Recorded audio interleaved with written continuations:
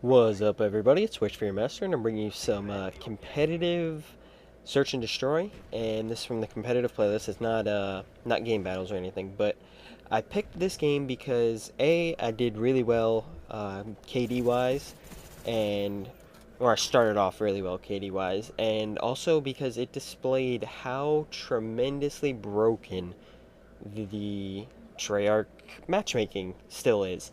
It You'll see in this game it migrates hosts twice in about a 16-second period, and I play four or five. I think I play 4 rounds of 3v1 or 4v2.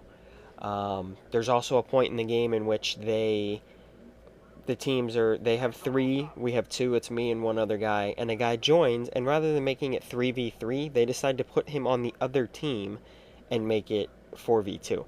So I don't know exactly what that's about. That's kind of weird. But so those are the two reasons basically that I picked this game. And I wanted to talk about mainly in this commentary is Modern Warfare 3. The first, very, very first reveal trailer dropped, I want to say 2 nights ago. Yeah, it was 2 nights ago. It was during Game 4 of the NBA Western Conference Finals. And it was basically exactly what I expected. It was single player only. It was nothing really that anybody watching this video cares a whole lot about. I don't know about you guys. I don't play the single player of these games, and right here is first host migration. I don't play the single player of these games really at all. I think I played COD 4s at my uncle's house. I never actually played COD 4 multiplayer, but before I even really knew what Call of Duty was, it host migrated there again too. I just cut it out, but now you can see it's 3v1. Before I even really knew what COD was and what a juggernaut it was, I think my cousin had it at my uncle's house, and I played some of the single player. If that's the one where you're at you got like the Ferris wheel. There's the single player level where you like at the Ferris wheel and you basically have to survive long enough for the helicopter to pick you up. If that was COD 4, then it was that. If that was Modern Warfare 2, then it was that. I'm not quite sure exactly which game that was, because like I said, that was before I knew really what Call of Duty was. So I'm pretty sure it was COD 4 because I got into Call of Duty around World at War. But anyways, getting off topic.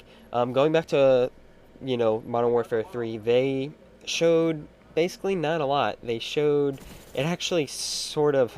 You see this guy get saved by the end round there. It was basically very similar to the first reveal trailer of Modern Warfare 2. I think it showed the little scuba diving part. It showed AC-130. Basically the exact same AC-130 that we're all used to from Modern Warfare 2. It showed the chopper gunner that we are used to from the Spec Ops Modern Warfare 2, or the multiplayer chopper from Black Ops, where you're actually sitting at the minigun or whatever, hanging outside of the helicopter. Um, it didn't show again any multiplayer aspects or anything really, which is not unusual for the Call of Duty tradition, I guess, these last couple years. They always show single player first. Even at E3, they usually don't reveal any multiplayer stuff. E3 is coming up in a couple weeks. It's like the second week in June, basically. I think it's June 12th this week. Um, so they usually don't show any multiplayer at E3. They usually show it around the end of June, um, July area. Sometimes as late as the end of summer, August, late July, August. So that that's to be expected. But it's going to be at least a month before we'll see anything.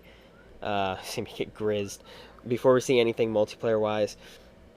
Basically, what I'm hoping is that because Infinity Ward is making this game, and I'm putting air quotes around Infinity Ward because Infinity Ward, in my mind, anyways, is Vince and Jason.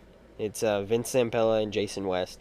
And without those two guys, I mean, it's like I don't know really what to equate it to. I mean, it's like basically McDonald's, right? McDonald's was started by two brothers in like the 1950s, I think.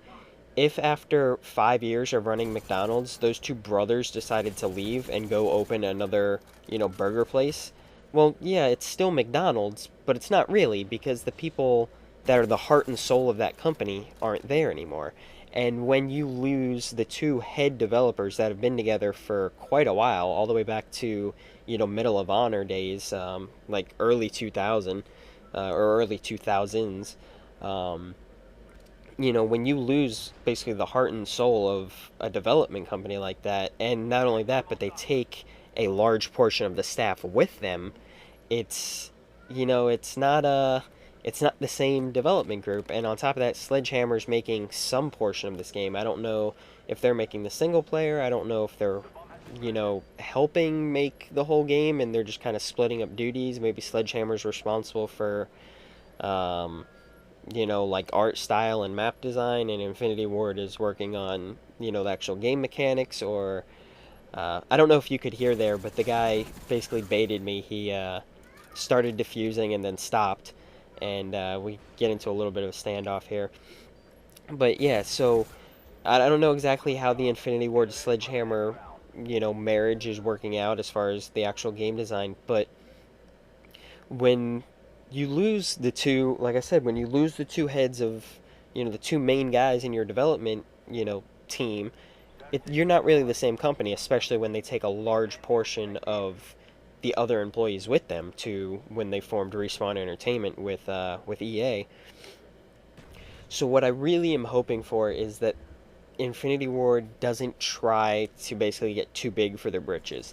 They need to. Infinity Ward has always been the innovators with COD, and Treyarch basically piggybacked on their innovations, made slight tweaks, leaderboards, leave with party, turning off certain sounds, like that kind of stuff.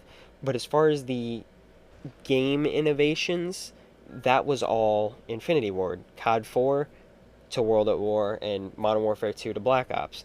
All of the real game innovations are Infinity Wards. Yeah, I guess you can say Treyarch came up with um, the wager matches, and I guess that's true. They did with that. But as far as the regular multiplayer game, the from going to kill streaks to going to perks, both in COD 4, to going to customizable kill streaks in Modern Warfare 2, to that kind of stuff. It's always been Infinity Ward doing the innovation.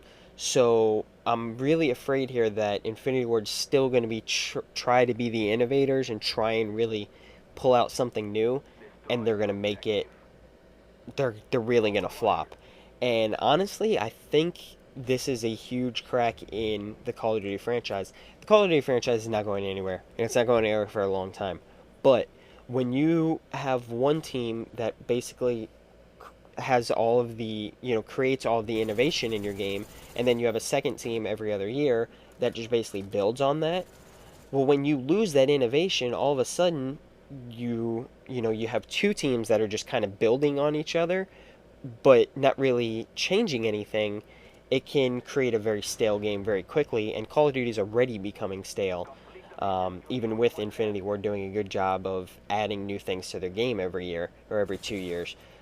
So it is definitely a dangerous time for Activision and Call of Duty. I'm very excited to see what Modern Warfare 3 brings. I'm very excited to see what the new Infinity Ward is. But I just really hope they don't try and go overboard. Don't try and be Battlefield. Don't try and be Medal of Honor. Don't try and have destructible buildings and crazy different graphics and stuff. Be who you are. Be Call of Duty. Don't try and change too much. If it ain't broke, don't fix it. So that's all, guys. This is Wish for Your Master signing out. As far as the gameplay, I know we lost, but I was just trying to prove a point. I wound up going 10-3 in search. Trying to prove a point as far as the matchmaking. Still very broken. But yeah, thanks, guys. Wish for Your Master signing out.